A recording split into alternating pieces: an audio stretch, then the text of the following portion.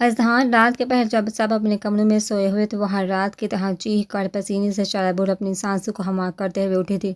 دل کی دھڑکنیں کمرے میں موجود خاموشی کو توڑ رہی تھی۔ اس نے ارد گرد نظریں گھمائی تو خود کو بستر پر پایا۔ آہستہ آہستہ جب سانسوں میں روانگی قائم ہوئی تو آنسو نے بے ساختہ کالی گہری آنکھوں کو اپنا مسکن بنایا۔ وہ رونا نہیں چاہتی تھی، لیکن پچھلے 8 سالوں سے وہ جس عزیز سے گزری تھی اس کا اندازہ صرف رات کا اندھیرا اور اس کمرے کی تنہائی کر سکتی تھی۔ کانپتے ہاتھوں سے اس نے بیڈ کے ساتھ پڑے ٹیبل سے پانی کا گلاس اٹھایا اور ایک ہی سانس میں اسے ختم کر دیا۔ گلاس کو دوبارہ اس کی جگہ پر رکھنے کے بعد وہ اٹھی اور کمرے کی لائٹ آن کر کے گھڑی پر وقت دیکھا۔ ایک تلخ مسکراہٹ اس کے لبوں پر آئی تھی۔ 2:25 گویا نہ 1 منٹ کم نہ زیادہ۔ وہ آج بھی اسی وقت بیدار ہوئی تھی۔ چلتے ہوئے وہ اپنے کمرے میں موجود الماری کی طرف بڑھی اور اس میں سے ایک تصویر نکالی۔ تم کیوں مجھے تنہا چھوڑ کے عزیز؟ کیوں تمہاری نفرت تمہاری محبت پر حاوی ہو گئی؟ ایک دفعہ بھی اپنی عفی کے لیے نہیں سوچا؟ پلیز واپس آ جاؤ، میں تھک گئی ہوں۔ سب کو سنبھالتے دادی امی، بڑی امی، بڑے ابو اور حائم اور آنش کو تمہاری ضرورت ہے۔ Please come back Aziz, please come back. آواز کی لرزش اور اس کے کڑر کی وضاحت چیخ چیخ کر کر رہی تھی۔ گرد اس کا روز رات کا معمول تھا اس تصویر سے باتیں کرنا اور اچانک سے اپنے اوپر سختی کا لبادہ اوڑھ لینا۔ آج بھی لبوں سے نکلتے لفظوں سے زیادہ آنکھوں میں آنسو کی آمیزش سے۔ آنسو تو پچھلے 8 سالوں سے اس کے مقدر کا حصہ تھے جنہیں وہ چاہ کر بھی اپنی زندگی سے ختم نہیں کر سکی۔ اچانک اس نے وہاں آنسو کو بے دردی سے صاف کیا اور تصویر کو واپس رکھ دیا۔ شاید انا کا ہول وہ دوبارہ خود پر چڑھا چکی تھی۔ الماری کو بند کر کے وہ سیدھے کمرے میں موجود واش روم کی طرف بڑھ گئی۔ یہ تو طے تھا اب اسے نیند نہیں آنی تھی، اس لیے وہ تہجد پڑھنے کے لیے وضو کرنے چلے گئی، کیونکہ اسے سکون صرف اس ذات کے آگے گر گرانے سے ملتا تھا تو اس کے آنسو کو اس کے کفل لگے لبوں اور دل میں موجود دعاؤں کو بہتر جانتا تھا۔ صبح کی روشنی اس کی آنکھوں میں چبھن کا کام کرتی تھی، کیونکہ اسے روشنی سے نفرت تھی۔ اس کا عکس غائب کر دیتی جس سے وہ ساری رات خواب میں اس سے گفتگو ہوتا تھا، لیکن دنیا داری بھی تو نبھانی تھی۔ وہ الارم کی آواز سے اٹھا اور اپنی بری آنکھیں کھولے اپنے ارد گرد دیکھنے لگا۔ ہر طرف برانڈڈ چیزوں کی بھرمار تھی۔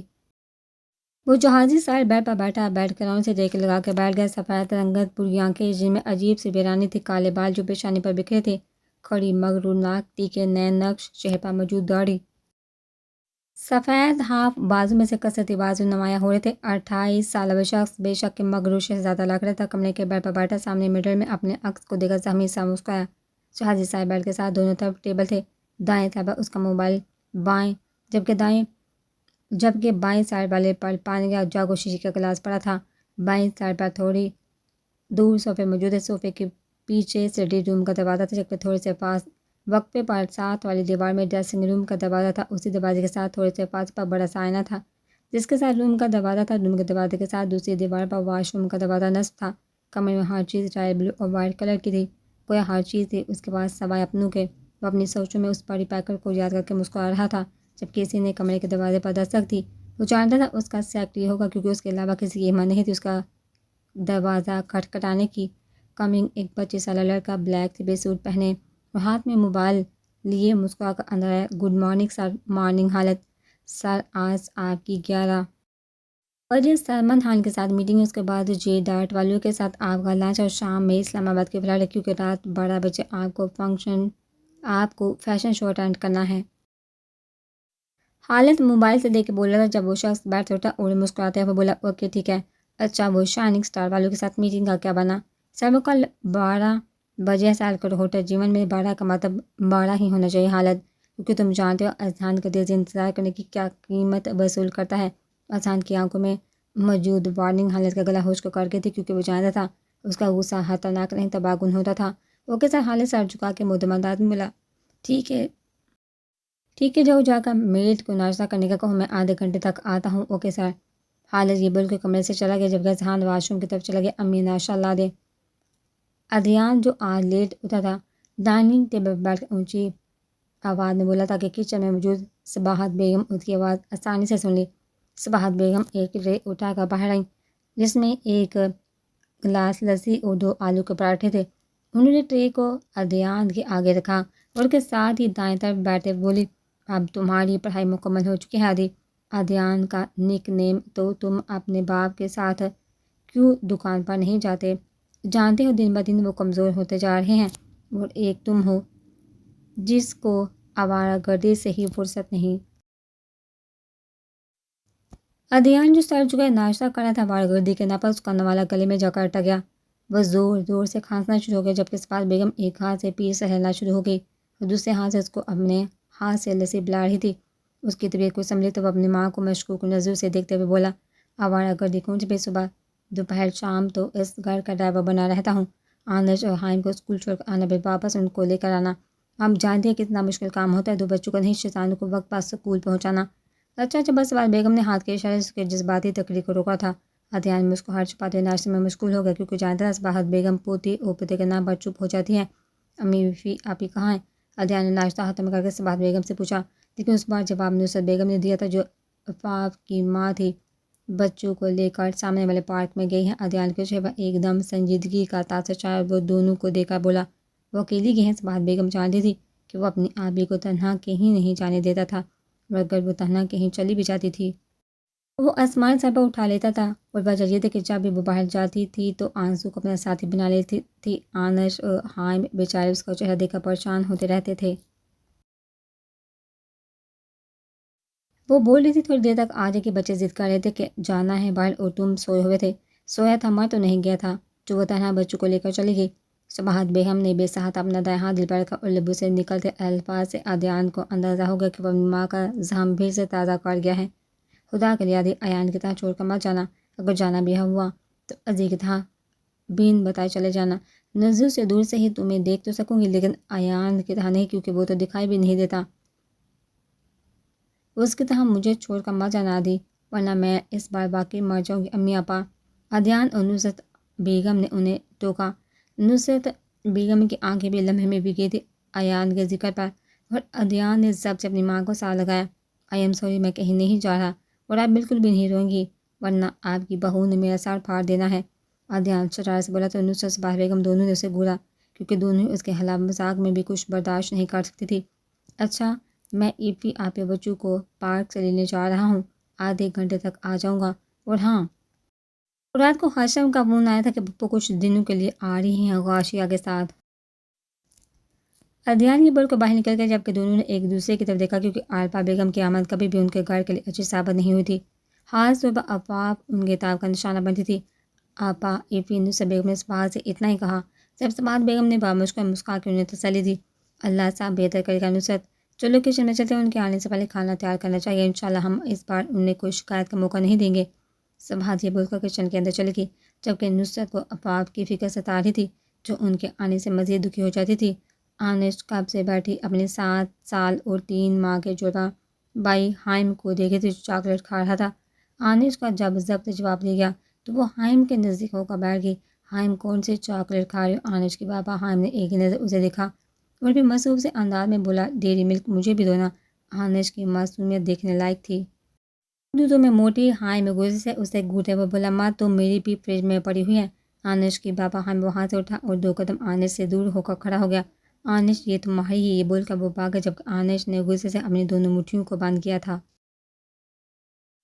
ماما پورے گھر میں اس کی چیخنما آواز گونجی تھی۔ عدیان جو باہر سے آ رہا تھا فوراً اس کی طرف متوجہ ہوا۔ چاچو کی جان کیا ہوا؟ حائم نے میری چاکلیٹ کھا لی۔ آنش معصومیت سے نچلا لب باہر نکال کر بولی۔ عدیان کو بے ساتھ اس پر پیار، اس نے آگے بڑھ کر اس کے دونوں گالوں پر بوسہ دیا اور بولا، چاچو کو معلوم تھا کہ حائم ایسا ہی کرے گا، اس لیے تو چاچو آنش کے لیے 2 چاکلیٹ لائے تھے۔ دوسری چاکلیٹ بڑی دادو کے پاس ہے، جاؤ جا کر لے آؤ۔ عدیان نے مسکرا کر اسے کہا تو وہ بھاگ کر کلثوم بیگم کے کمرے کی طرف چلی گئی۔ عفاف جو اس کے چلانے پر نیچے آئی تھی ان دونوں کی باتیں سن کر وہیں رک گئی۔ عدیان جیسے ہی بیٹھا عفاف کو مسکراتے دیکھ کر اس کے پاس آیا۔ عفافی آپی کیا بات ہے؟ تنہائی لبوں کو مسکرانا سکھا رہی ہیں؟ تھینکس عادی، اگر تم نہ ہوتے تو شاید میں اپنے بچوں کو سنبھال ہی نہ پاتی۔ عفاف نے بظاہر مسکراتے ہوئے کہا لیکن آنکھوں کی بحرانی اور دل کا درد چہرے سے واضح ہو گیا تھا۔ آپی اب آپ زیادتی کر رہی ہیں، وہ ہماری ذمہ داری ہیں، وہ صرف آپ کے بچے نہیں ہیں، اس گھر کی جان ہے۔ عدیان نے مصنوعی خفگی سے کہا تو عفاف نے مسکراتے ہوئے ایک ہلکی سی چپت اس کے دائیں گال پر رسید کی۔ تم زیادہ سمجھداری مت دکھایا کرو، آپی کہیں باہر چلے بچوں کو لے کر۔ عادی، اگر تم پھوپھو کی وجہ سے ایسا بول رہے ہو تو میں بالکل بھی نہیں جاؤں گی۔ عفاف کے چہرے پر ایک دم سنجیدگی نے جگہ بنائی تھی۔ عدیان اسے صحیح اندازے پر اسے دیکھ کر رہ گیا تھا۔ آپی یار کہیں باہر جانے کا دل کر ہے یار، ویسے بھی یہاں پاس ہی ایک بہت اچھا ریسٹورنٹ کھلا، چلیے آپ کو وہاں کی آئس کریم ٹیسٹ کروا کر لاتا ہوں۔ تو تم نہیں مانو گے؟ افاف نے اسے گھورا تو عدیان نے اپنا ساتھ نفی میں ہلا دیا. اچھا چلو میں بچوں کو لے کر آتی ہوں. افیافی خدا کو مانیے یار، میری بائک ہے، گدھا گاڑی نہیں جس پر میں آپ کے شیطان بچوں کو بٹھا کر لے جاؤں. آدھی تم پیٹو گے مجھے. عفاف مصنوعی ناراضگی سے بولے آپ کے ہاتھوں سے تو قتل بھی کروا لے. پٹائی کیا چیزیں. عدیان کی ایکٹنگ. عفاف نے اسے دان پیستے ہوئے بولی انتہائی لوفر انسان لگتے ہو ایسی حرکتیں کرتے ہوئے. ہاں آپ کے شوہر کی صحبت میں رہ چکے ہیں، اثر تو یقیناً ہوا ہوگا. عدیان کے بعد عفاف نے اسے دیکھا، کچھ بھی کہے بغیر سینے چڑھتے ہوئے اپنے کمرے میں آگے. شٹ آپی، میرا وہ مطلب نہیں تھا. عدیان پیچھے بھاگا تو عفاف نے بمشکل نم آنکھوں سے مسکرا کر اس کی شرمندگی کو کام کیا. میں 10 منٹ تک بڑی چادر لے کر آتی ہوں. یہ بول کر اس نے دروازہ بند کر دیا. جبکہ عدیان نے لبیک کر بند دروازے کو دیکھا تھا. کاش عزیز بھائی آپ نے پھر آبی کو سمجھنے کی کوشش کی ہوتی. عدیان خود سے بڑبڑایا اور سیڑھیاں اتر کر اپنے کمرے کی جانب بڑھ گیا. گردیزی ہاؤس کو بہت محبت اور چاہت سے انور گردیزی نے بنایا تھا. ان کی بیوی کا نام کلثوم بیگم تھا. ان کے 2 بیٹے اور 1 بیٹی تھی. بڑے بیٹے کا نام احمد گردیزی، جن کی شادی انہوں نے اپنے چچا زاد بھائی کی بیٹی سے باہر سے کی تھی. ان کے 3 بیٹے تھے، ایان، اذہان اور ایان. اس کے بعد ان کی ایک بیٹی تھی جس کا نام عارفہ تھا. وہ شروع سے ہی ضدی اور خود سڑ رہی تھی. اسی ضد کی وجہ سے انہوں نے اپنے ماں باپ کی مرضی کے خلاف شادی کر لی تھی. انور صاحب یہ صدمہ برداشت نہ کر سکے کہ ان کی جان سے پڑی بیٹی اس طرح کر سکتی ہے، اور وہ حال کے حقیقت سے جا ملے. بعد میں عارفہ نے رو رو کر اپنے بھائیوں اور ماں سے معافی مانگی تو سب نے کھلے دل سے معاف کر دیا. ان کا ایک بیٹا ہاشم اور بیٹی غاشیہ تھی. حامد گردیزی گھر میں سب سے چھوٹا ہونے کی وجہ سے لاڈلا بیٹا تھا. ان کی شادی بھی کلثوم بیگم نے سماحت کی چھوٹی بہن نصرت سے کر دی تھی. اللہ نے ان کو ایک بیٹی سے نوازا تھا جس کا نام انہوں نے عفاف رکھا تھا. عفاف کی پیدائش کے کچھ دن بعد ہی حامد کا روڈ ایکسیڈنٹ ہوا جس میں وہ جان کی بازی ہار گئے. سب کے لیے صدمہ ناقابل برداشت تھا، لیکن وقت کے ساتھ سب آگے بڑھ گئے. احمد گردیزی تو بھائی کی موت کے بعد چپ سے ہو گئے تھے. ان کے کپڑوں کی دکان تھی جس سے گھر کا سارا نظام چلتا تھا. گھر میں موجود افراد کی خواہش نہ صحیح لیکن ضرورتیں ضرور پوری کرتے تھے. پھر ایان پڑھ لکھ کر آرمی میں چلا گیا. ایک آپریشن کے نتیجے میں وہ شہادت جیسے رتبے بفائز ہو گیا. گھر کے سب لوگوں کے لیے یہ موت ایک بہت بڑا صدمہ تھی، جبکہ عفاف کو تو گویا 19 سال کی عمر میں سر پر بیوہ کا تاج پہنا دیا گیا. مشغولوں سے زندگی نے عفاف کو جینا سکھایا تھا، لیکن اذہان گردیزی نے اسے زندہ لاش بننے پر مجبور کر دیا. آدھی کیا ضرورت تھی اتنے مہنگے اور ریسٹورینٹ میں آنے کی، ہم کہیں اور چلے جاتے. ہمیں پیسے ضائع کرنے کے لیے آگے. عفاف عدیان کا گور کا بڑی جمت سے مسکرا رہا تھا. وہ 2000 روپے تھے میرے پاس تو سوچا آپ کو اچھے سے ریسٹورینٹ سے کھانا کھلاؤں، شاید کچھ دعا لگ جائے اور میری بھی جلدی سے شادی ہو جائے. آخری بار عدیان نے شرمانے کی ناکام ایکٹنگ کی تھی، جبکہ عفاف نے صرف مسکرانے پر اکتفا کیا تھا. اچھا تم آرڈر دو، میں ذرا بچوں کا پوچھ لوں امی سے.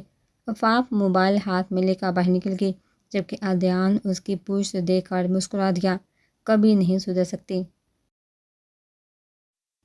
ویٹر. عدیان خود سے بڑبڑائے اور ویٹر کو آواز دینے لگا امی آنا چاہو، ہائم زیادہ تانگ تو نہیں کر رہی؟ ٹھیک ہے میں لے آؤں گی. اوکے اللہ حافظ. عفاف بات کرنے کے لیے ریسٹورینٹ کے پچھلی طرف آگے تھے جہاں سوئمنگ پول تھا. وہ مسکرائی تھی کیونکہ ریسٹورینٹ میں سوئمنگ پول اس نے کم ہی دیکھے تھے. اس سے پہلے وہ پلٹی، اس کا پاؤں مڑا اور وہ دڑم سے پانی کے اندر گر گئی. پول کے اندر پانی 5 فٹ تھا. تیراکی تو بیچاری کو آتی نہیں تھی، اور آس پاس جو چند لوگ موجود تھے وہ اسے ہاتھ پاؤں مارتے دیکھ کر قہقہے لگا رہے تھے، جبکہ 1-2 تو موبائل کا کیمرہ آن کیے باقاعدہ ویڈیو بنا رہے تھے. وہ چیختے پر مدد کے لیے پکارے تھے، لیکن لوگ خاموش تماشائی بنے ہوئے تھے. آدھی اذہان جس کا یہاں ڈنر تھا جے ڈاٹ والوں کے ساتھ، وہ ریسٹورینٹ کے 2nd فلور پر تھا. جب اچانک سے اسے گھٹن سی محسوس ہونے لگی، اس لیے وہ 2nd فلور کی بالکونی میں آ گیا. اچانک اس کی نظر سوئمنگ پول پہ ڈوبتی عفاف پڑی تو پہلے تو اس کو اپنا وہم لگا، لیکن جب اس نے آدھی پکارا تو وہیں سے وہ چیخا تھا. وہ بھاگتے ہوئے سیڑھیاں اتر رہا تھا، جبکہ اس کا سیکرٹری حالت بھی تقریباً بھاگ کر اس کے پیچھا کر رہا تھا. وہ بھاگتے ہوئے جیسے گراؤنڈ فلور پر آیا. عدیان کی نظر اس پر پڑی. بھائی. عدیان نے اسے پکارا، جس سے وہ نظر انداز کرتے ہوئے باہر کی جانب بھاگا تھا. ہیں یہ بھائی کو کیا ہو گیا؟ اتنا تیز کیوں بھاگ رہے تھے؟ میں نے آواز بھی دی لیکن اگنور کر دیا. عدیان بڑبڑاتے ہوئے اس کے پیچھے گیا تھا. اذہان نے سوئمنگ پول کے پاس پہنچ کر بنا سوچے سمجھے چھلانگ لگائی اور جلدی سے عفاف تک پہنچا. عفاف کی جس کی مزاحمت ہلکی ہو گئی تھی، خود کو کسی کے حصار میں محسوس کر کے آنکھیں زور سے بند کر گئی. اذہان نے اسے ہاتھ سے لگایا اور کنارے کی طرف لے کر آیا. لوگوں نے کافی حیرانگی سے یہ منظر دیکھا تھا کہ ایک مشہور ایکٹر اذہان کسی کی یوں مزے کر رہا تھا۔ اذہان نے اسے باہر نکالا، اس کے پاس ہی بیٹھ گیا۔ اذہان نے بنا کسی کی پرواہ کیے ایک بار پھر اسے اپنے حصار میں لے لیا۔ اس کے سانسیں اپنے سینے پر محسوس کرتے وہ کچھ پرسکون ہوا تو 5 قدم دور کھڑے خالد کو اشارہ کیا، جس نے گارڈز کی مدد سے لوگوں کو وہاں سے ہٹا دیا تھا۔ عدنان جب وہاں پہنچا تو سامنے کا نظارہ دیکھ کر پہلے تو پریشان ہوا، کیونکہ سامنے اس کی پیاپی گیلے کپڑوں میں تھی اور ساٹھ سے دوپٹہ غائب تھا، لیکن جیسے اس کی نظر اذہان پر پڑی وہ مطمئن ہو گیا۔ چلو آج انجانے میں صحیح کو نیکی تو کی عدنان نے، اللہ تمہیں اس کا اجر دے گا عدی، جلد ہی تمہاری شادی ہوگی، آمین۔ عدنان خود سے بول کر دوبارہ اندر کی جانب چلا گیا۔ خالد بھی گارڈ کے ساتھ تھوڑے فاصلے پر پشت کر کے کھڑا ہو گیا اور گارڈ نے بھی اس کی تقلید کی۔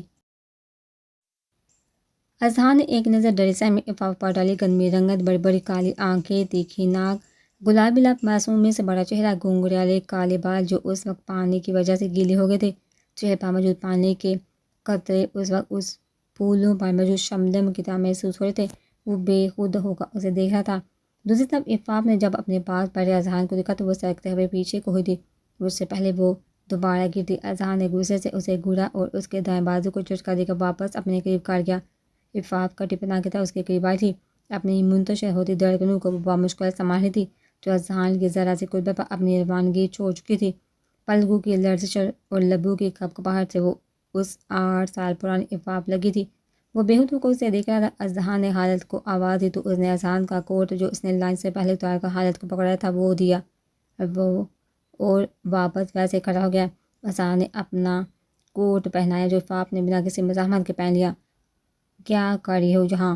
آواز کے ساتھ لہجہ بھی سر تھا۔ وہ کیا وہ لگا رکھی ہے؟ پوچھ رہا ہوں کیا کر رہی ہو جہاں؟ اذہان نے اس بار سخت لہجے میں عفاف کو بوڑھی غصے سے بڑی آنکھوں سے دیکھا پوچھا۔ وہ عادی کے ساتھ آئی تھی۔ عدنان کے نام پر اس کا غصہ کچھ کم ہوا لیکن ختم بالکل نہیں ہوا۔ کہاں ہے وہ گدھا الو کا پٹا جو تمہیں ساتھ لا کر بھول گیا؟ شک نے پیشانی پر اس طرح کی کیفیت کو واضح کر دی جبکہ اس کی بابا عفاف نے شکوہ کے نظر سے اسے دیکھا تھا۔ جسے تم شادی کر کے بھول گئے وہ بھی مجھے لا کر بھول گئے عفاف کی بابا۔ اس نے عفاف کو چانوں سے پکڑ کر اپنے قریب کیا۔ وہ دبی آواز میں گڑا کر بولا، شادی کی بات کر رہی ہو جو تمہارے لیے صرف ایک معاشرتی ضرورت تھی۔ میری بات دھیان سے سنو، عفاف کر دی تھی، وہ شادی نہیں تھی، صرف ایک کانٹریکٹ تھا جو میرے باپ نے مجھ سے کیا تھا، سمجھی تم؟ اب اٹھو اور میرے ساتھ چلو کیونکہ اس حال میں تمہیں کوئی اور دیکھے اذہان کی غیر گوارا نہیں کرے گی۔ اذہان نے کھڑے ہو کر اپنا ہاتھ پھیلایا جسے عفاف نے نظر انداز کر دیا اور خود ہی کھڑی ہوگی۔ جانتی ہوں میں کہ تمہارے لیے صرف میں ایک ٹیشو پیپر کی حیثیت رکھتی ہوں جسے تم نے استعمال کر کے پھینک دیا، اور رہی جانے کی بات تو میں تمہارے ساتھ کہیں نہیں چاہ رہی۔ اور یہ کوٹ بھی عفاف غصے سے چیخی تھی جب اذہان نے اس کے لبوں پر انگلی رکھ کر اسے مزید بولنے سے روکا تھا۔ فالتو مت بولا کرو بیگم، تم میرے ساتھ جا رہی ہو مطلب جا رہی ہو۔ آج 8 سال بعد مصروف کو زیادہ کر کے ایک عدد بیوی بھی ہے۔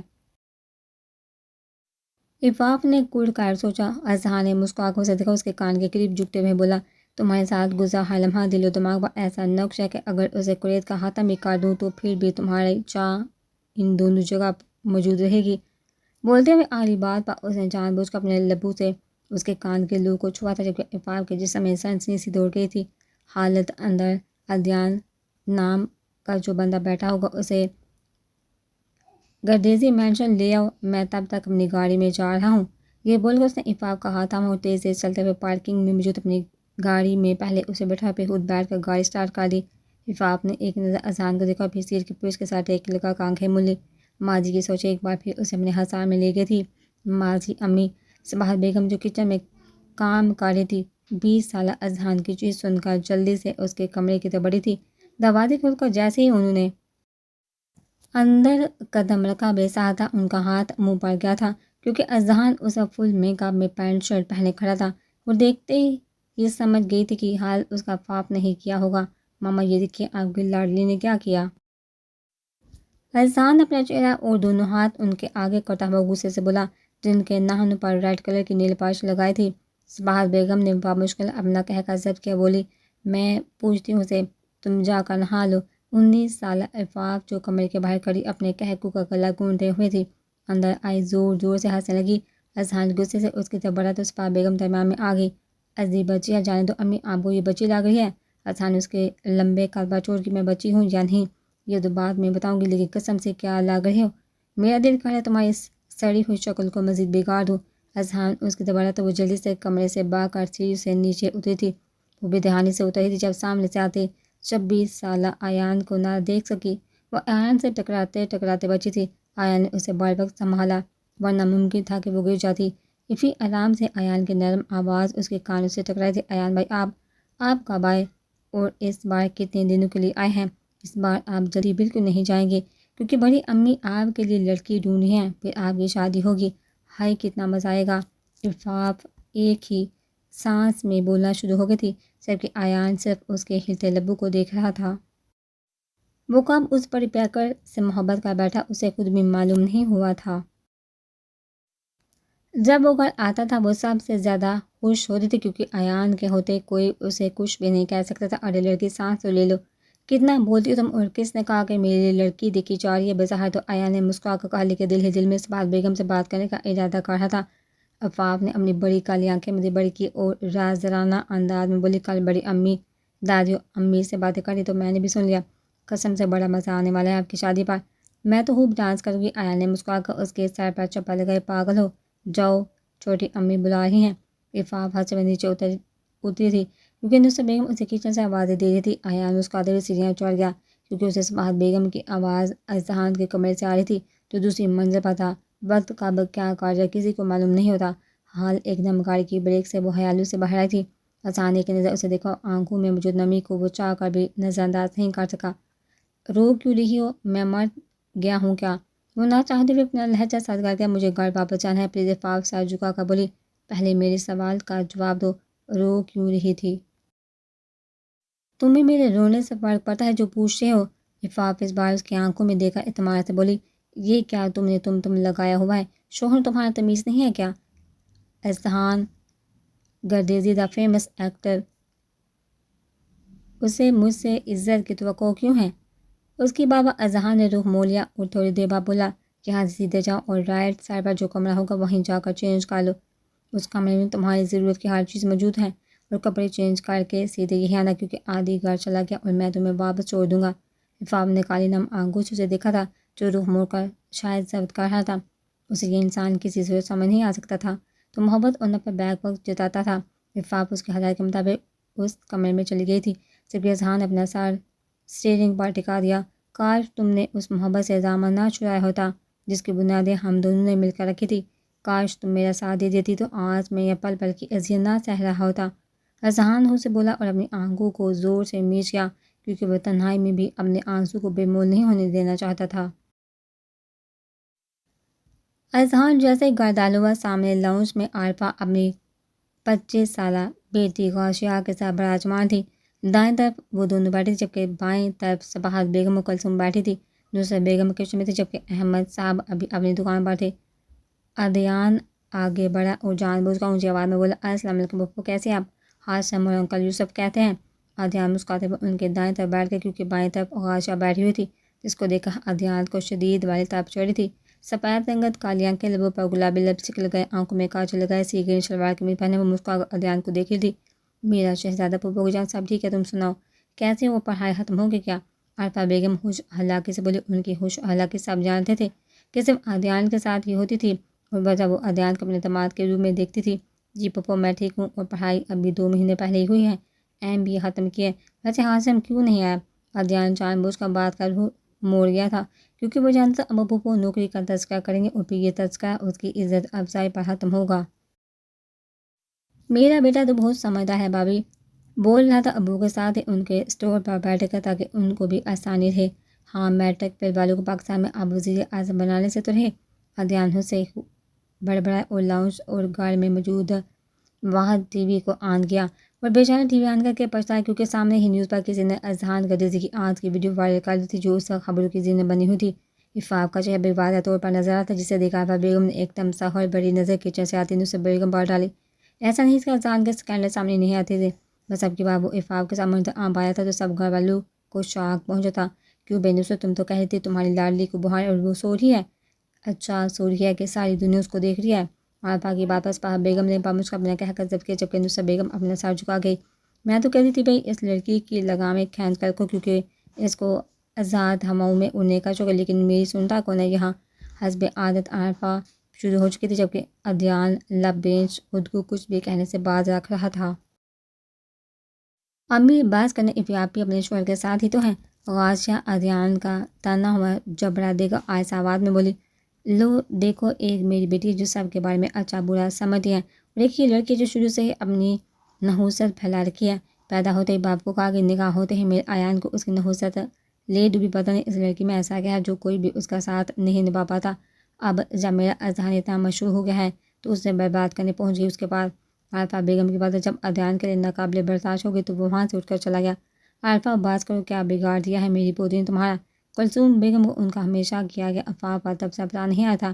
ارے اماں، اب تم خود بتاؤ، بچوں کے باپ تک کو ان کی خبر نہ ہونی تھی کیا؟ یہ ٹھیک ہے، میرا اذہان تو جانتا تک نہیں کہ 2 بچوں کا باپ ہے، اور اب سب بھی اس لڑکی کا ساتھ دے رہے ہیں۔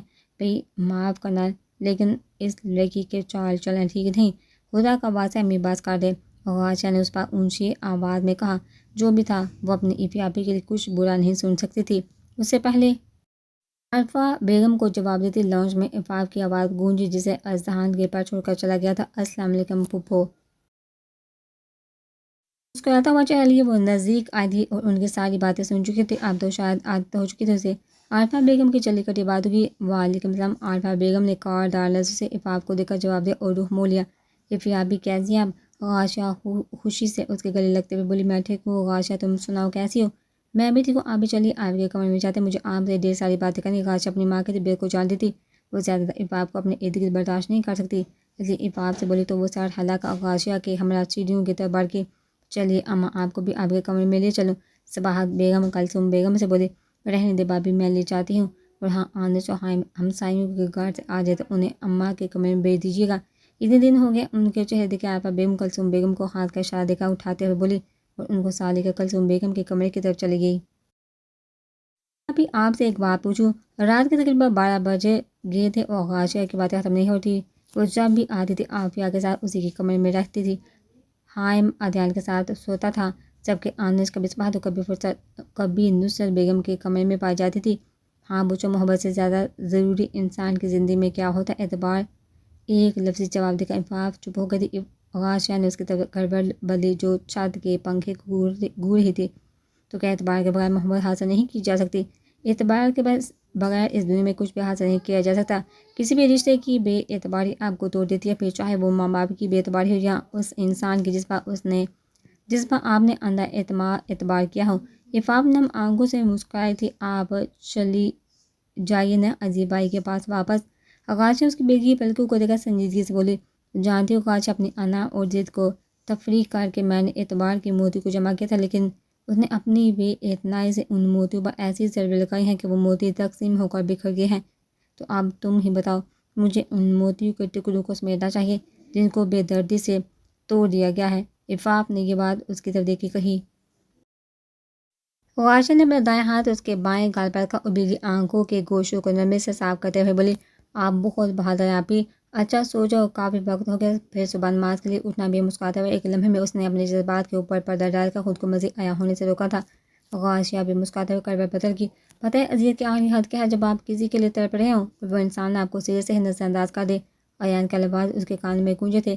بے آنکھوں میں سے آنسو نے نکل کر تکیے پر جگہ بنانی شروع کی تھی۔ اس نے کب تک رونا تھا یہ تو وقت نے طے کر لیا تھا، لیکن کیا قسمت کو بھی اس پر ترس نہیں آتا تھا؟ ماضی اذہان نے گھر میں تعلق کا ارد گرد دیکھا تو تقریباً سب اپنے کاموں میں مصروف تھے۔ وہ سیدھا کچن میں گیا، سامنے نصرت بیگم دوپہر کا کھانا بنا رہی تھی، اندر اور مسکراتے ہوئے ان سے مخاطب ہوا، چھوٹی امی ایپی کہاں ہیں؟ چھت پر گئی ہیں۔ چھت پر کیا لینے گئی ہیں؟ اتنی دھوپ ہے اوپر؟ فکرمندی اس کے چہرے سے آیا تھی۔ مشین لگائی تھی تو کپڑے ڈالنے گئی ہیں سوکھنے کے لیے۔ نصرت بیگم نے مسکرا کر جواب دیا، اچھا ویسے کیا پکا رہی ہیں؟ اذہان نے ہنڈیا کا ڈھکن اٹھاتے ہوئے پوچھا، تمہاری من پسند آلو بینگن۔ نصرت بیگم دھنیا کاٹتے ہوئے بولی، اچھا میں ابھی آتا ہوں۔ یہ بول کر وہ سیڑھیاں چڑھتے ہوئے چھت پر پہنچ گیا جہاں افاق گلے میں دوپٹے کو ساڑی کی طرح باندھ کر کپڑوں کو چھت پر موجود رسیوں پر ڈالے تھی۔ گھنگھریالے بال اس پر پونے میں قید تھے، دنیا جہاں سے بے خبر اپنے کام میں مصروف تھی۔ وہ مسکراتے ہوئے آگے بڑھا، لیکن جیسے اس کی نظر سامنے اٹھی ایک لڑکا دوسرے چھت پر اپنی دیوار کے ساتھ کھڑا مسلسل افاق کو دیکھ رہا تھا۔ ایپی، اذہان کی داڑھنما آواز پر افاق مڑی اور آنکھیں چھوٹی کر کے اسے دیکھنے لگی۔ کیا ہے؟ بنا اس کے غصے کی پرواہ کیے وہ بھی لاؤنج میں وہ بھی اونچی آواز میں بولی تھی، نیچے جاؤ۔ اذہان اس لڑکی کو ضبط ہوتی سرخ آنکھوں سے وارننگ دی تھی۔ وہ 17 سالہ لڑکا ڈر کر دوسری طرف چلا گیا تھا جبکہ عفاف ڈیٹوں کی طرح وہی کھڑی تھی۔ تم گئی کیوں نہیں نیچے؟ اذہان نے اسے دیکھتے ہوئے سرد آواز میں پوچھا۔ تم نہ مجھ سے بدتمیزی سے بات نہ کیا کرو ورنہ ایان بھائی کو تمہاری شکایت لگاؤں گا۔ اور کیوں جاؤ نیچے، کپڑے تمہاری بیوی آ کر ڈالے گی کیا؟ بڑا آیا روب جمانے والا۔ عفاف لڑکا عورتوں کی طرح دونوں ہاتھ کمر پر ٹکا کر آڑی بات بڑبڑا کر بولی۔ اس کے بابا اذہان کے لبوں پر مسکراہٹ آئی جسے وہ کمال مہارت سے چھپا گیا تھا۔ میری بیوی کیوں کرے گی کام؟ میں تو اسے شہزادی کی طرح رکھوں گا۔ ہاں آئے بڑے شہزادوں کی طرح رکھوں گا۔ تم جیسے لنگور سے کوئی عقل سے پیدل آنکھوں سے اندھی ہی شادی کرے گی؟ ارے واہ، تم تو خود کو بہت اچھے سے پہچان گئی ہو۔ اذہان مسکراہٹ دباتے ہوئے بولا۔ تم نے مجھے عقل سے پیدل اندھی کہا؟ عفاف کا صدمے سے منہ کھل گیا۔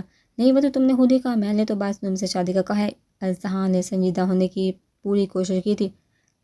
گلال کو گویا راستہ مل گیا تھا۔ عفاف کے رخسار کو پلکوں کی لرزش اور گندمی چہرے پر حیا کے رنگ مقابل کے جذبوں کو دہکا گئے تھے۔ مجھے لگتا ہے دادی سے تمہیں اپنے نام کروانے کی بات کر دینی چاہیے۔ اذہان نے تھوڑا سا جھکا اس کے بائیں کان میں سرگوشی کی جبکہ اس کی سانسیں اپنے دھڑکن پر محسوس کرتے عفاف بے ساتھ پیچھے ہٹی تھی۔ تم ایک لوفر انسان ہو جو اپنی کزن جیسی بہن پر لائن مارتے ہو۔ عفاف اپنی چپ مٹانے کے بولے تو اذہان نے اسے گھورا۔ تم صرف میری چچا زاد کزن اور میری بہن جیسی تو بالکل نہیں سمجھی تم۔ ہاں مطلب بہن ہی ہوں۔ عفاف ہنستے ہوئے بولے۔ کیوں مجھے ہارٹ اٹیک کروانا ہے؟ پی نہ کرو پلیز، وہ التجا کرتے ہوئے بولا جبکہ عفاف اس کی بری آنکھوں میں دیکھا جیسے کسی ٹرانس میں چلی گئی تھی۔ پھر ساتھ اس نے اپنا سر اسباب میں ہلایا اور مسکراتے ہوئے وہاں سے چلی گئی تھی جبکہ اذہان بالوں پر ہاتھ پھیرتے ہوئے مسکرا دیا۔ بچپن سے دونوں لڑتے تھے اور یہ لڑائی کب محبت میں بدلی دونوں ہی بے خبر تھے۔ واضح لفظوں میں اظہار دونوں اطراف سے نہیں ہوا تھا لیکن دلوں میں موجود جذبے چیز کا آنکھوں سے گواہی دیتے تھے۔ یہ جذبے وقت کے ساتھ ساتھ بوتا ہوتے گئے تھے۔ محبت اپنا آپ نواری تھی لیکن شادی کی کڑی آزمائش اس محبت کو بہت سے نئے رنگوں سے آشنا کروانے والی تھی۔ ایان کو گھر آئے 2 دن ہو گئے تھے اور ان 2 دنوں میں اس نے سوچ لیا تھا کہ وہ جلد از جلد صباحت بیگم کو اپنی پسند کے بارے میں آگاہ کر کے عفاف اپنے نام کی مہر لگا لے گا۔ انہیں سوچوں میں غرق تھا جب کمرے میں صباحت بیگم دستک دے کر داخل ہوئی۔ امی آپ اس وقت کوئی کام تھا کیا؟ ایان بیٹھ سے اٹھتے ہوئے بولا۔ ہاں کام تو تھا لیکن مجھے یہ بتاؤ تم شادی کب کرو گے؟ اب تو میری بھی اتنی خواہش ہے اپنے پوتی پوتیوں کو دیکھنے کی۔ صباحت بیگم بیڈ پر بیٹھ کر نرمی سے استفسار کرنے لگی۔ امی جب وقت مقرر ہوگا ہو جائے گی، آپ یہ بتائیے کیا کام تھا؟ وہ ان کے نزدیک بیٹھ کر عاجزی سے پوچھنے لگا۔ وہ کل رخسانہ آئی تھی؟ وہ رخسانہ تھی جو رشتے کرواتی ہے؟ ایان یاد کرواتے ہوئے بولا۔ ہاں وہی، وہ کل ایک رشتے کے بارے میں بتا کر گئی تھی۔ اور امی پلیز مجھے ابھی شادی نہیں کرنی۔ ایان ان کے بعد درمیان میں ہی کاٹ کر بولا۔ صباحت بیگم نے اسے گھورا۔ تمہیں عزیز والی درمیان میں ٹوکنے کی عادت کب سے پڑ گئی؟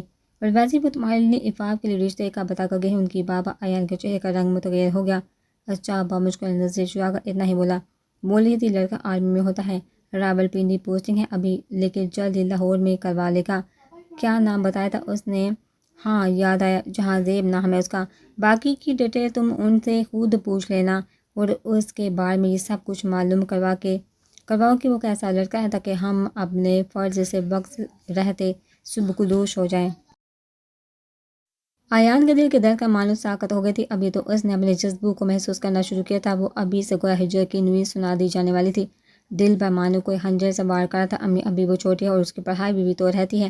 ایان نے اپنے اندر کی توڑ پھوڑ کو نظر انداز کر کے بامشکل لبوں سے یہ الفاظ نکالے تھے۔ ارے چھوٹی کہاں ہے، 19 کی ہوگی اور کتنی بڑی ہونا ہے اس نے۔ اور رہی پڑھائی کی بات تو کون سا آگے جا کر اس نے نوکری کرنی ہے، اگر سسرال والے پڑھنے دیں گے تو پڑھ لے گی۔ صباحت بیگم اسے جانتی نگاہوں سے دیکھ کر بولی۔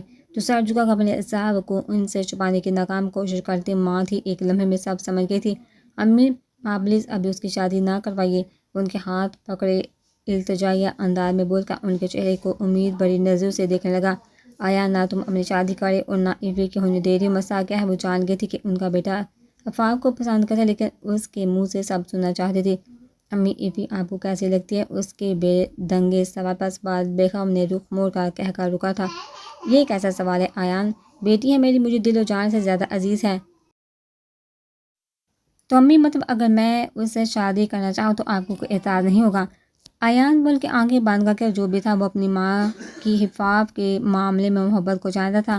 اس کے لیے اپنے بیٹوں کی پسند کو بھی نظر انداز کر سکتی تھی۔ ہاں مجھے نہیں معلوم تھا میرا بیٹا اتنا شرمیلا ہے۔ ویسے مجھے کوئی اعتراض نہیں، میں کوئی اتنا جان تو میں پہلے ہی گئی تھی تمہارے دل اور آنکھوں میں موجود اس کے لیے جذبات کو۔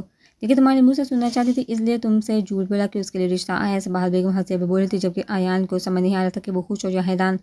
آپ سچ بول رہی ہیں، بالکل سچ میری جان۔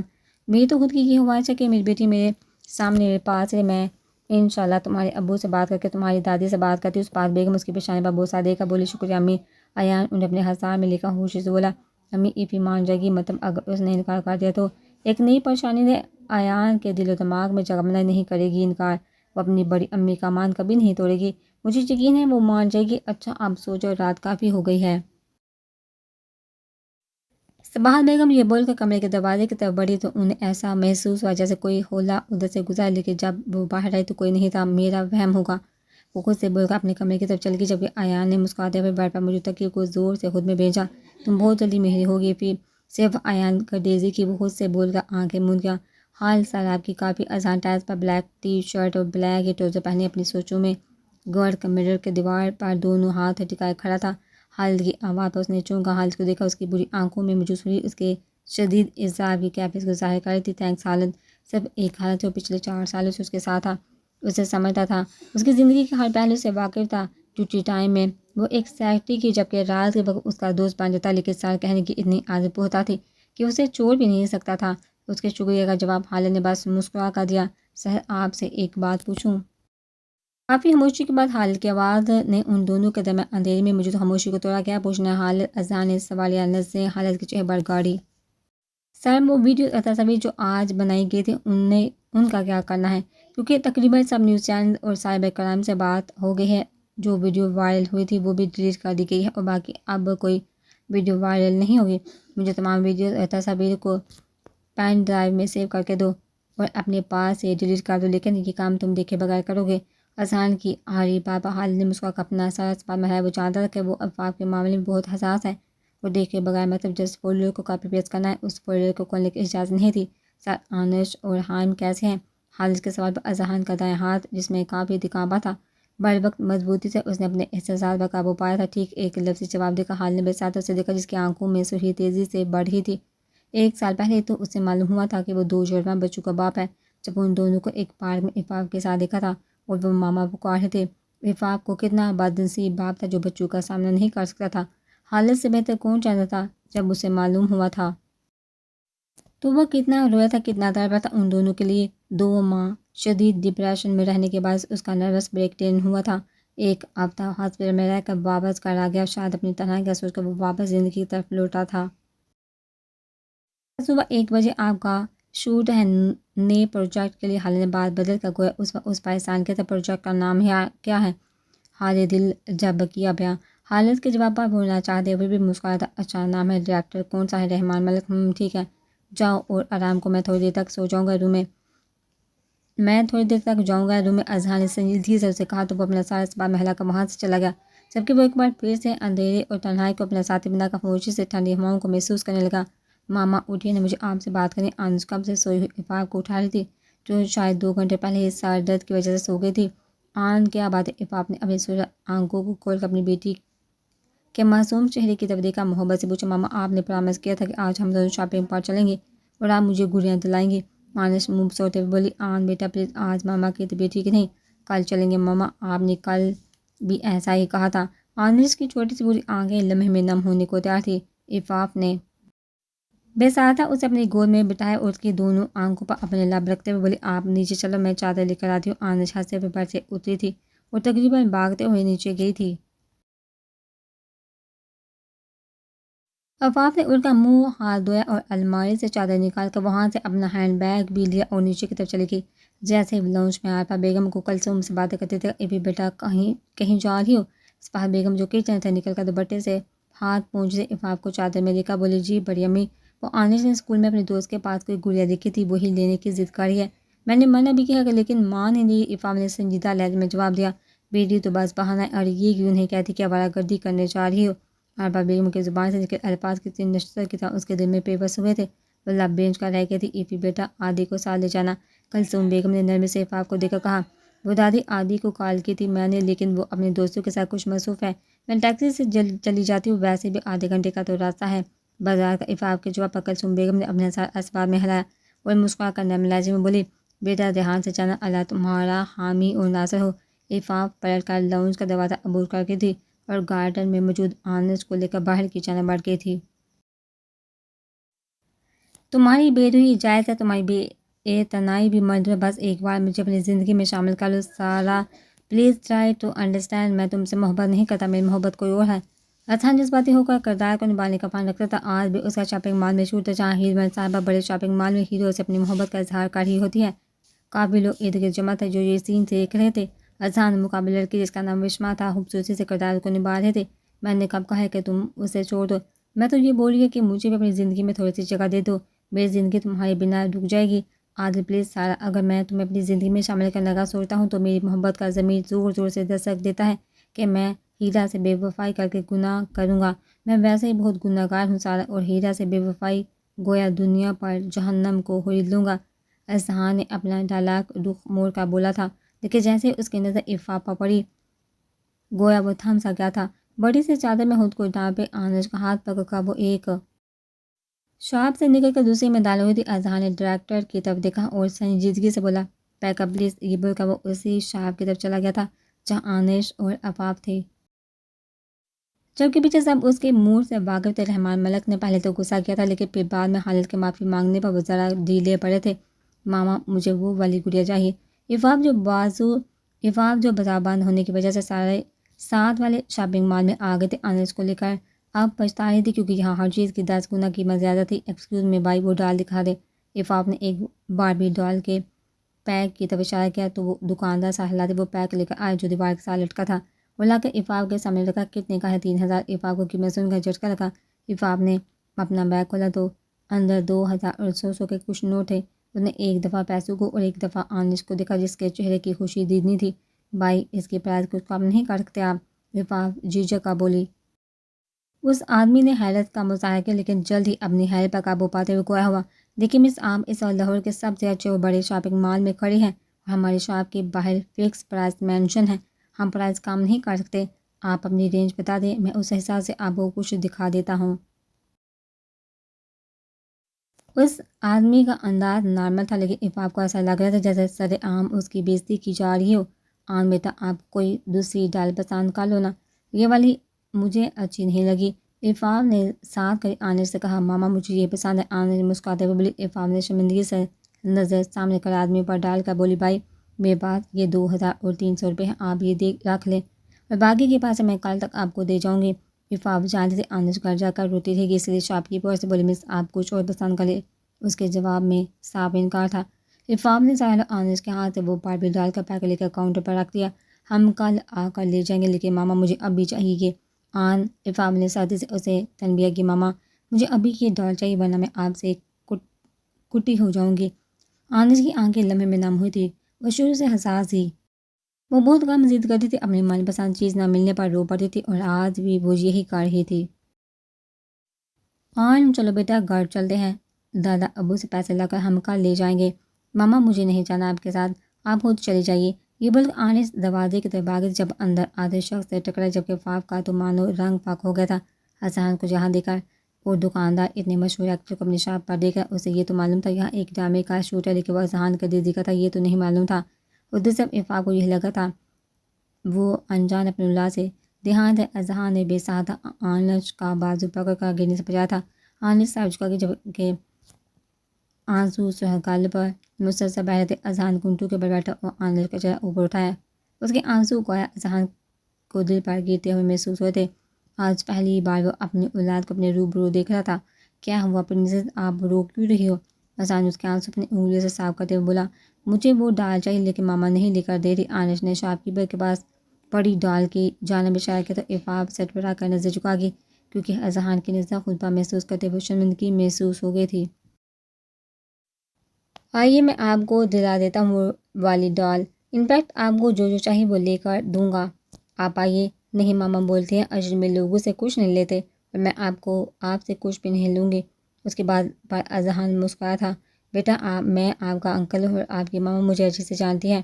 اذہان کے بعد پر عفاف نے نظر چرا لی، ماما آپ جانتی ہیں ان کو؟ آنچ کے بعد پر عفاف نے بامشکل اپنا سارا سوال میں ہلا کیونکہ کچھ بعید نہیں تھا اذہان غصے میں کیا کر رہا تھا۔ ذہان آنچ کا ہاتھ پکڑ کر اندر آیا تو عفاف نے آنچ کا بازو پکڑ لیا۔ آپ کا بہت شکریہ سر، لیکن یہ میری بیٹی ہے اور اس کی ضرورتیں میں خود پوری کر سکتی ہوں۔ آن بیٹا چلو یہاں سے۔ عفاف کے لہجے کے ساتھ ہی اذہان کے غصے کو ہوا دے رہی تھی جسے وہ کمال ضبط سے مسکراتے ہوئے چھپا گیا تھا۔ انہیں عفاف پر ایک نظر ڈالی، اس میں شکوہ تھا اور غصہ بیک وقت آیا تھا، جبکہ عفاف نظر چرا کر وہاں سے جانے لگی، جبکہ آنش نے اس کا ہاتھ پکڑ لیا۔ ماما انکل بول رہے ہیں تو لے لیتے ہیں نا ڈال، پلیز، اس کی بابا عفاف لب بیچ گئی، جبکہ اذہان کے چہرے پر ایک زخمی مسکراہٹ آئی تھی۔ آنش آپ کو جو چاہیے آپ ان انکل کو بتائیے، اذہان نے شاپکیپر پر کی طرف اشارہ کیا۔ آنش جلدی سے خوش ہوتے ہوئے اپنے من پسند کھلونے خریدنے لگی۔ اذہان اس کے خوشی کا اندازہ اس کے چہرے سے لگا سکتا تھا، جبکہ عفاف کی آنکھیں نہ چاہتے ہوئے بھی نم ہو گئی تھی۔ اذہان نے کاؤنٹر پر پیمنٹ کی اور آنش کی طرف دیکھا، بولا، بس یا کچھ اور چاہیے؟ آنش مسکراتے ہوئے اذہان کے گلے لگی۔ تھینک یو انکل، آپ بہت اچھے ہیں، مجھے بس اتنے ہی کھلونے لینے ہیں۔ ہائم کتنا خوش ہوگا، میں نے اس کے لیے بھی کھلونے لیے ہیں، یہ سپورٹ کار اور وہ ایروپلین اسی کا ہے۔ آپ کا بھائی بھی ہے؟ اذہان نے جان بوجھ کر اونچی آواز میں پوچھا تو عفاف کا جھکا سا مزید جھکا۔ ہاں ہائم نام ہے، ابھی تو بتایا، اور آپ کو معلوم ہے وہ بھی میرے جتنا ہی ہے، ہم اسکول بھی ساتھ ہی جاتے ہیں۔ آن بیٹا چلو کافی دیر ہو گئی ہے، دادو انتظار کر رہے ہوں گے۔ عفاف نے بامشکل مسکرا کر اپنا لہجہ ہموار کیا تھا۔ اذہان آنش کا ہاتھ پکڑ کر باہر نکلا، جبکہ عفاف اس کے پیچھے تھی، مطلب صاف تھا وہ ابھی اس کے ساتھ رہے گی۔ شاپ سے نکلتے اس نے حالت سے اپنی پی کیپ لے کر پہنی اور ایک پی کیپ آنش کو بھی پہنائی، جس کا چہرہ بھی کافی حد تک چھپ گیا تھا، اور عفاف تو پہلے ہی چہرے کو کور کیے ہوئے تھی۔ پارکنگ میں آ کر وہ جب آنش کو لے کر اپنی گاڑی کی طرف بڑھا اور آنش کو فرنٹ سیٹ پر بٹھایا، جبکہ عفاف شش و پنج میں گاڑی سے باہر ہی دیکھ رہی تھی کہ گاڑی میں بیٹھے، یعنی اذہان ڈرائیونگ سیٹ پر بیٹھا اور ہارن بجانا شروع کر دیا، جس کا مطلب تھا وہ گاڑی میں بیٹھے۔ ماما آ جاؤ جلدی سے، انکل ویٹ کر رہے ہیں۔ عفاف گاڑی کی پچھلی سیٹ پر بیٹھ گئی۔ اذہان نے گاڑی اسٹارٹ کر دی۔ کیوں چھپایا تھا مجھ سے میری اولاد کو؟ تم اتنی سنگ دل کیوں بن جاتی ہو ہر بار کہ تم مجھ پر ہر بار یہ یقین دلانے کی کوشش کرتی ہو کہ تم مجھ سے نفرت کرتی ہو؟ اذہان نے سرد آواز میں عفاف سے پوچھا، جبکہ چہرہ مسکراہٹ صرف آنش کی وجہ سے تھی۔ حیرت ہے، پھر بھی تمہیں یقین نہیں آتا کہ میں تم سے نفرت کرتی ہوں؟ عفاف نے طنزیہ انداز میں جواب دیا۔ میرا ضبط مت آزمائے کرو رفیق، کسی دن برداشت ختم ہو گئی تو مجھ سے زیادہ درد تمہیں کوئی نہیں دے سکے گا۔ کس نے کہا مجھے تمہیں آزمانا ہے مسٹر اذہان گردیزی؟ آزمائش وہاں لی جاتی ہے جہاں یقین ہو کہ مقابل اس پر پورا اترے گا، مجھے تم پر ترتیب برابر بھی یقین نہیں۔ آنش اپنے ہی دھیان میں گاڑی سے باہر دیکھنے میں مصروف تھی اور وہ دونوں ایک دوسرے سے سوال جواب کر رہے تھے۔ مجھے بھی تمہاری یقین کی ضرورت نہیں مسٹر اذہان گردیزی، کیونکہ میرے بچوں کو مجھ سے دور رکھ کر تم نے خود کو میری نظروں میں بہت چھوٹا کر دیا ہے۔ اذہان بیک بھی مرر سے اسے دیکھ رہا تھا۔ تو پھر ختم کر دو یہ نام نہاد رشتہ، آزاد کر دو مجھے، اس بے یقینی کے تعلق سے کیوں نہیں چھوڑ دیتے مجھے جیسے لڑکی کو جو تم سے نفرت کے علاوہ کچھ نہیں کرتی؟ عفاف کی بات اذہان بے ساتھ بیک مرر سے اس کی آنکھوں میں موجود نمی کو دیکھا تھا۔ دل ایک لمحے میں موم ہوا تھا۔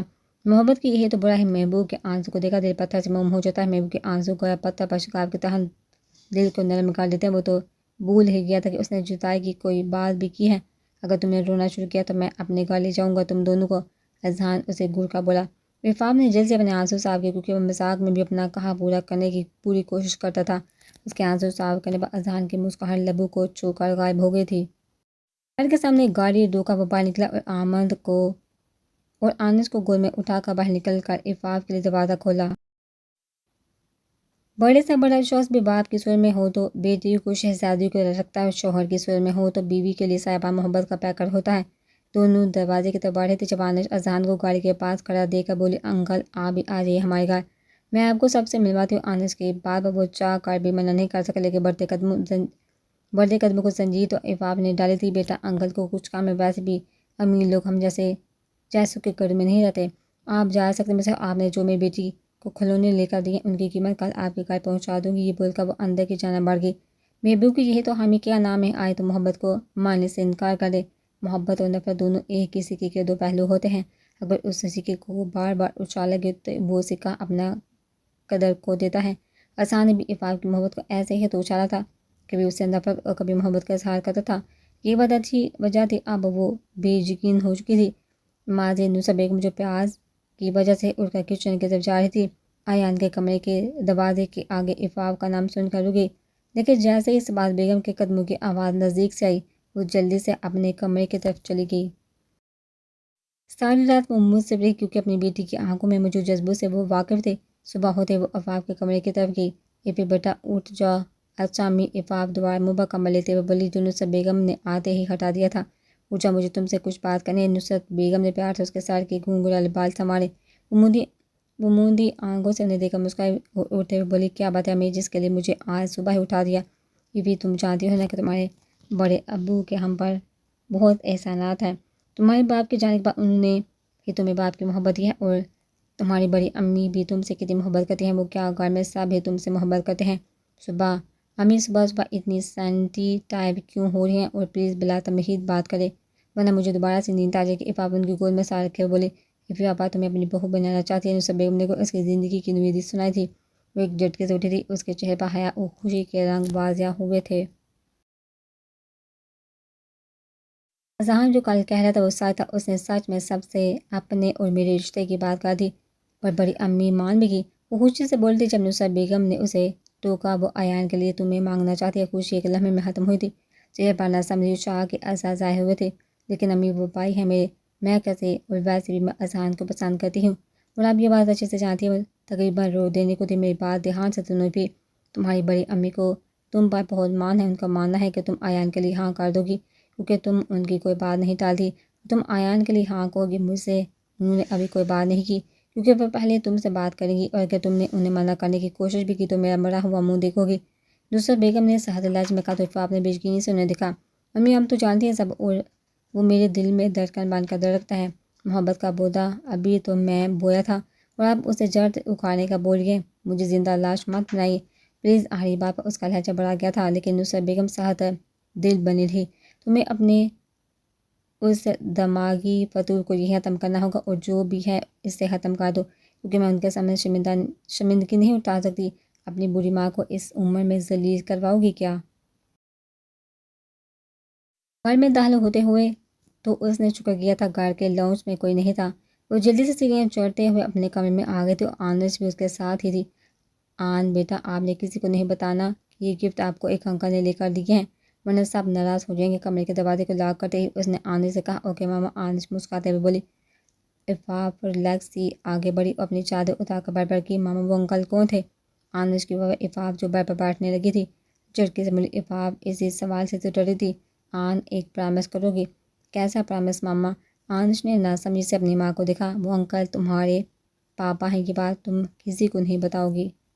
آپ نے گویا ہار مان لی تھی حالات سے لڑتے ہوئے، اس لیے سچ بول کر اپنی بیٹی کو مزید گمراہ ہونے سے بچانے کا سوچ چکی تھی۔ آنس نے اپنی بری آنکھیں کھولی اور ناسمجھی سے بولی لیکن آپ نے تو کہا تھا وہ ہمیں چھوڑ کر بہت دور چلے گئے ہیں جہاں سے کوئی واپس نہیں آتا۔ آنس کے سوا عفاف کو اپنی غلطی کا شدت سے احساس ہوا تھا۔ آن بیٹا پرامس کرو پہلے، اور کیا تم نہیں چاہتی کہ تم ان سے ملو جیسے تمہاری فرینڈز رہتی ہے اپنے بابا کے پاس؟ اور آپ کے پاپا تو دوسری کنٹری میں تھے نا، آج ہی آئے ہیں۔ عفاف نے اسے بچکانے کی کوشش کی تو پھر وہ کارڈ کیوں نہیں ہے؟ ہاں بھی مل لیتا ان سے۔ آنس کے سوال عفاف کو مزید مشکلات سے دو چار کر رہے تھے۔ آن بیٹا پاپا سب کو سرپرائز دینا چاہتے اس لیے تمہیں اور مجھے گھر میں کسی کو نہیں بتانا۔ پاپا کا سمجھی عفاف اس بار اس کے مقابل گھٹنوں کے بل بیٹھ کر اسے سمجھانے لگی۔ آنس نے مسکراتے ہوئے عفاف کے کندھے پر سر رکھا اوکے ماما میں کسی کو نہیں بتاؤں گی، لیکن مجھے آپ کو کچھ بتانا ہے۔ ماما ہم نے انہیں بہت مس کیا تھا جب وہ جہاں نہیں تھے۔ اب جب وہ گھر آئیں گے تو ہم انہیں کہیں بھی جانے نہیں دیں گے۔ اپنے پاس رکھیں گے۔ ہاں بھی ان کو بہت یاد کرتا ہے۔ اس کی باتیں عفاف کی آنکھیں نم کر گئی تھی۔ میرا اچھا بچہ جاؤ اور جا کر جلدی سے نانو کے کمرے میں جا کر کپڑے بدل کر آؤ، تب تک میں اپنی بیٹی کے لیے کھانا لے کر آتی ہوں۔ عفاف کی بات پر آنے سر ہلاتے ہوئے وہاں سے کمرے کا لاک کھول کر باہر بھاگی جبکہ عفاف نے گہری سانس فضا میں خارج کی تھی۔ اور غاشیہ کچن میں کھڑی عفاف بیگم کے لیے چائے بنا رہی تھی جب عادیان کچن میں داخل ہوا۔ سامنے اسے دیکھا عادیان کا حلق تک کڑوا ہو گیا۔ عادیان فریج کی طرف بڑھا جو دروازے کے ساتھ والی دیوار کے ساتھ رکھی تھی۔ پھر پانی کی بوتل نکال کر گلاس میں پانی انڈیل کر پینے لگا۔ غاشیہ کھٹکی کی آواز مڑی تو سامنے عادیان کو دیکھ کر مسکرائی۔ آپ کو کچھ چاہیے؟ جو چاہیے تھا میں نے لے لیا۔ تم اپنے کام سے کام رکھا کرو، ہر کسی کی زندگی میں ٹانگ اڑانے کا شوق بھی ذرا کم کر دو۔ عادیان نے بنا لحاظ کے اس پر لفظوں کے نشتر برسائے تھے۔ میں نے کیا کہا آپ کو عادی جو آپ مجھ سے لفظ کی سناہے غاشیہ کا لہجہ ابھی بھی نرم تھا۔ وہ بی یہ ڈرامے نہ کسی اور کے سامنے کیا کرو، میں بہت اچھے سے جانتا تمہیں بھی اور تمہاری ماں کو بھی۔ اپنے اس دماغ سے یہ فتور نکال دو کہ ادھیان گدیزی کبھی تمہاری زندگی کا حصہ بنے گا۔ ادھیان شاید کل کی براس نکالا تھا، اس کی طرز پر غاشیہ لب بینچ کی نمی نے آنکھوں سے باہر نکلنا چاہا تو وہ رخ موڑ کی، کیونکہ اس ظالم ہرجائے کے سامنے اپنے آنسو کو وہ کیسے بے مول کر سکتی تھی۔ ادھیان نے ایک نظر اسے دیکھا اور جانے کے لیے مڑا جب غاشیہ کی آواز اس کے کان میں پڑی، آپ کب تک مجھ سے نفرت کریں گے؟ آدھی میں نے تو کبھی آپ سے جڑے رشتوں سے بد اخلاقی نہیں کی، کیا میری ماں کی وجہ سے آپ مجھے ٹھکرا دیں گے؟ اس کے سوالات نے ادھیان کو رخ موڑنے پر مجبور کر دیا۔ وہ چلتا وہ اس کے پاس آیا اور اس کا بازو پکڑ کر اپنے مقابل کیا۔ بازو پر پکڑ اتنی سخت کہ وہ نہ چاہتے ہوئے بھی آنکھوں سے نکلنے والے قطروں کو گال پر بہنے سے روک نہیں سکی۔ اس کے آنسو دیکھا ادھیان کا شدت سے دل چاہا تھا اپنی انگلیوں پر چنے۔ دل کی اس انوکھی آواز پر اس نے ایک سیکنڈ سے پہلے لعنت بھیجی تھی اور اس سے چھوٹے ہوئے سرد انداز میں بولا، میرے سامنے سوال جواب مت کیا کرو، مجھے تمہاری آواز، تمہارا وجود اس دنیا میں سب سے زیادہ ناقابل برداشت لگتا ہے۔ پیچھا چھوڑ دو میرا، کیونکہ تمہیں اپنی زندگی میں کسی صورت شامل نہیں کروں گا۔ ادھیان یہ بول کر وہاں سے لمبے لمبے ڈگ بڑھتا چلا گیا، جبکہ وہ اپنی جگہ ساکت رہ گئی تھی۔ اپنے جذبوں کو تو اس نے خود پر بھی آیا ہونے سے روکا تھا، پھر وہ کیسے جان گیا تھا تو کیا اس کے سزاد اسے رسوا کرنے والے تھے؟ بیک وقت کی سوچ اس کے دماغ پر حاوی ہوتی، چائے جلنے کی بدبو سے وہ ہوش کی دنیا میں واپس آئی تھی۔ دوسری طرف عفاف جو آنش کے لیے کھانا لینے آئی تھی وہ حیران رہ گئی تھی۔ ادھیان اور غاشیہ کی گفتگو سن کر کچھ سوچ کر وہ مسکرائی اور کچن کے اندر داخل ہوگی۔ غاشیہ کیا کر رہی ہو؟ عفاف کی آواز۔ غاشیہ نے جلدی چہرہ جھکا کر اپنے آنسوں کو صاف کیا اور مسکراتے ہوئے بولی، کچھ نہیں آپی، امی کے لیے چائے بنا رہی تھی۔ غاشیہ چلی ہوئی چائے کے برتن کو سنک میں دھو کر دوبارہ سے فریج میں سے دودھ نکال رہی تھی۔ اچھا، عفاف اتنا ہی بولی اور خاموشی سے کھانا گرم کر کے کچن سے چلی گئی، جبکہ غاشیہ نے ایک لمبی سانس لے کر خود کو قابو کرنے کی کوشش کی۔ آدھی مجھے ایک کام ہے تم سے، پہلے وعدہ کرو منع نہیں کرو گے؟ عفاف ادھیان کو ڈھونڈتے ہوئے لاؤنج میں جو صوفے پر نیم دراز ٹی وی دیکھنے میں مصروف تھا، عفاف کی آواز پر اٹھا اور مسکراتے بولا، حکم کرے آپی۔ آدھی مجھے تمہارے باعث سے ملنا ہے۔ عفاف انگلیاں چٹاتے ہوئے بولی تو ادھیان نے سر سے لے کر پیر تک عفاف کا جائزہ لیا۔ آپی، دیکھنے میں تو آپ بالکل ٹھیک لگ رہی ہیں، پھر کہیں دماغ کا سکرو تو ڈھیلا نہیں ہوگا جو اس سے ملنے جانا ہے آپ نے؟ آدھی کے لہجے میں شرارت واضح رقص کر رہی تھی۔ آدھی مجھے اس کی کچھ چیزیں واپس کرنے، پلیز چلو نا، بس آدھا گھنٹہ لگے گا۔ عفاف اس کے پاس بیٹھتے ہوئے بولی، اوکے اوکے، لیکن ابو سے جوتے میں نہیں کھاؤں گا، آپ مجھ سے پہلے پوچھ کر آئیے۔ ادھیان باپ کے غصے سے واقف تھا، اس لیے عفاف سے بولا، آدھی بڑے ابو کے آنے میں ابھی کافی وقت ہے، ہم ان کے آنے سے پہلے واپس آ جائیں گے، اور بڑی امی کو میں نے بتا دیا کہ میں ایک دوست سے ملنے جا رہی ہوں، آپ اٹھو پلیز۔ عفاف اپنی چادر کو خود پر اچھے سے اوڑھتے ہوئے بولی تو ادھیان نے ایک سردار بڑی، آپ بہت ضدی ہیں۔ ادھیان کی بڑبڑاہٹ پر عفاف نے بات اسے گھنے پر اکتفا کیا۔ آدھے گھنٹے کی مسافت کے بعد وہ دونوں گردیزی ولا کے سامنے تھے۔ وہ دونوں اندر جانے لگے جب چوکیدار نے انہیں روک لیا۔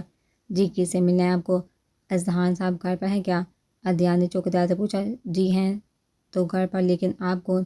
آپ ان سے بولیے۔ ادھیان گردیزی ان سے ملنا چاہتے، پھر وہی آپ کو بتا دیں گے کہ میں کون ہوں۔ ادھیان کو چوکیدار کا سوال بالکل بھی پسند نہیں آتا۔ چوکیدار نے انٹرکام سے کال کر کے حالت کو انفارم کیا تو اس نے اندر بھیجنے کہا، آپ بھی آ جاؤ۔ ادھیان عفاف کا ہاتھ پکڑ کر اسے اندر کی جانب لے گیا۔ کیا ہو گیا ہے آدھی؟ شاید نیا چوکیدار تھا اس لیے ایسا پوچھ لیا، اس میں اتنا غصہ کرنے کی کیا ضرورت ہے، وہ تو اپنی ڈیوٹی نبھا رہا تھا، اور ایسا بھی کچھ نہیں کہا جو تم نے منہ بھلا لیا۔ عفاف اس کے غصے سے بڑے چہرے کو دیکھا بولی تو نہ چاہتے ہوئے بھی وہ مسکرا دیا۔ جیسے ہی وہ دونوں لاؤنج میں داخل ہوئے، ایک لمحے کو ٹھٹک گئے۔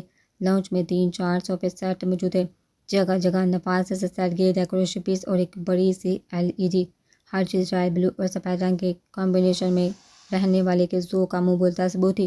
حال سیاں اترتے ہوئے نیچے اور ان دونوں کو دیکھ کر مسکرایا، السلام علیکم سر، آپ پلیز بیٹھیے، میں نے سر کو انفارم کر دیا، وہ بس 2 منٹ میں آ رہے ہیں، آپ پلیز بیٹھیے۔ نہال نے ایک صوفے کی طرف اشارہ کرتے ہوئے کہا تو ادھیان اور عفاف دونوں ہی بیٹھ گئے۔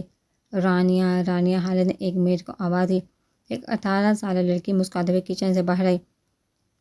گندمی رنگت عام سے نین نقوش، کالی بڑی سی آنکھیں، ریڈ شرٹ جو گھٹنوں سے اوپر تھی اور وائٹ کیپری پہنے اور سفید بٹے گلے میں مفلر کی طرح اوڑھے، وہ مسکراتے عفاف کا نہ جانے کیوں زہر سی لگی تھی۔ جیسا یہ سر کے گھر والے ان کے لیے کچھ ریفریشمنٹ کا انتظام کو ہلکے بابا مسکراتے ہوئے دوبارہ کچن میں چل گئی، جبکہ عفاف کی نظروں نے کچن تک اس کا تعاقب کیا تھا۔ اتنی جوان لڑکی کو بلاگار میں رکھنے کی کیا تک ہے؟ خیر مجھے کیا، جو مرضی کرے۔ عفاف نے دل میں سوچا۔ اس کی سوچوں کا تسلسل ذہان کی آواز نے توڑا جو مسکراتے ہوئے اونچی آواز میں سلام کر رہا تھا۔ اذہان کے اسلام کے جواب میں عدیان نے منہ پھیر لیا، جبکہ عفاف نے سپاٹ چہرے سے جواب دیا، حیرت آج بھائی کی یاد کیسے آ گئی؟ اذہان ان دونوں کو اس وقت اپنے سامنے دیکھا بہت خوش ہو رہا تھا، اور اس کا اندازہ اس کے چہرے سے ہو رہا تھا۔ مجھے آپ کو یاد کرنے کا کوئی شوق نہیں، افی آبی کو آپ سے کچھ کام ہے، اس لیے میں انہیں لے کر آ گیا۔ عدیان نے اپنے لہجے کو نارمل رکھنے کی کوشش کی تھی۔ اس کے جواب پر عدیان کی مسکراہٹ گہری ہوگی۔ تم ابھی بھی بچے وادی؟ میں بچہ نہیں اوبلیز، مجھے آدھی صرف میرے اپنے بول سکتے ہیں، آپ نہیں۔ عدیان کے سرد لہجے پر اذہان کی مسکراہٹ معدوم ہوگی۔ بولیے مسز گدیزی، کیا خدمت کر سکتا ہوں آپ کی؟ اذہان کا انداز دیکھا عفاف نے گہری سانس لی اور بیگ سے ہزار کے کچھ نوٹ نکالے۔ 12,000 روپے ہیں، آپ جو تم نے میری بیٹی پہنچ گئے وہی واپس کرنے آئی تھی۔ میں کسی کا احسان مند نہیں بننا چاہتی، چلو آدھی۔ عفاف نے پیسے ٹیبل پر رکھے اور مضبوط لہجے میں بول کر اپنی جگہ سے اٹھ گئی، جبکہ آدھی نے چور نظر سے اذہان پر ڈالی، جس کا چہرہ ضبط کی گواہی دے رہا تھا۔ آپ مجھے تو بتا دیتی کہ کیا واپس کرنے والی ہو، ایمی بائی کا ٹیمپر لوز کروا دیا۔ آدھی نے دل میں سوچا۔ جیسے ہی اٹھا اذہان کی آواز پر پھر سے بیٹھ گیا، بیٹھو تم، مجھے پیسے اٹھا کر اپنے آپ ہی کے بیگ میں واپس چلو، اذہان نے عدیان سے کہا۔ عدیان جانتا تھا اس کے بھائی کا غصہ بہت برا ہے، غصہ تو وہ بھی کرتا تھا مگر اذہان غصے میں کسی کا لحاظ نہیں کرتا تھا۔ عدیان چپ چاپ بیٹھ گیا اور اس کے حکم کے مطابق عمل کرنے لگا۔ اور تم چلو میرے ساتھ، تمہاری ضرور کوئی کیل ڈیلی ہے جس کی وجہ سے اوٹ پٹانگ حرکتیں کرتی رہتی ہو۔ اذہان نے اس کا بازو پکڑ سیڑھیوں کے نیچے کمرے کی طرف چلا گیا۔ آپ بھی کہاں، کیا ضرورت تھی آپ کو اس شیر کو جگانے کی؟ عدیان کی بڑبڑاہٹ پر حال نے مسکرا کو اسے دکھا اور اس نے باتوں میں مشغول ہو گیا۔ کمرے کے اندر داخل ہوتے اس نے دروازہ لا کیا اور عفاف کو دروازے کے ساتھ لگاتے ہوئے اس کے دونوں بازو اوپر کر کے اٹھا کر اپنے ہاتھ کو ان پر رکھ کے اپنا چہرہ اس کے چہرے سے قریب کرتے ہوئے چند انچ کے فاصلے پر رکا۔ تمہیں اتنا شوق ہے میرے غصے کو ہوا دینے کا؟ جان لیتی نا کہ تمہاری یہ حرکت کس قدر ناگوار گزرے گی مجھ پر، اس کے باوجود تم نے یہ گھٹیا حرکت کیوں کی؟ وہ اذہان گدیزی کی بیٹی ہے، عفاف گدیزی، اسے حق ہے وہ مجھ سے مانگے۔ اگر تمہاری غلطی کو نظر انداز کرتا ہوں تو یہ مت سمجھو کہ میں اندھا ہوں، وہ سرد آواز میں بولا تھا، جبکہ عفاف سانس سے روکا اس کے چہرے کو دیکھ رہی تھی جو اتنا قریب تھا کہ وہ اسے چھو سکتی تھی۔ آنسو بہنے کو بےتاب ہوئے تو مقابل نے ہاتھ پر گرفت مضبوط کر، جب برداشت نہیں کر سکتی تو کیوں الجھتی ہو مجھ سے؟ مانتا ہوں کہ غلطی کی ہے میں نے تم سے منہ موڑ کر، لیکن کیا مجھے اپنے بچوں کے بارے میں جاننے کا حق بھی نہیں تھا؟ اتنی نفرت بھی مت جاؤ کہ لوگوں کا محبت سے اعتبار ہی اٹھ جائے۔ آڑھی بات پر اس نے عفاف کے ہاتھوں کو آزادی بخشی تھی، وہ روتے ہوئے اس کے سینے پر سر رکھ گئی تھی۔ 5 سال تک تم ڈھونڈنے کی کوشش کی گھر والوں نے، لیکن تم ایسے چھپے کہ گویا کبھی ظاہر ہی نہیں تھے۔ میں نے تو امید چھوڑ دی تھی تمہارے واپس آنے کی، لیکن ایک دن اچانک تم ہماری زندگی میں واپس آ گئی، ایک اداکار بن کر۔ بتاؤ قصور کس کا تھا؟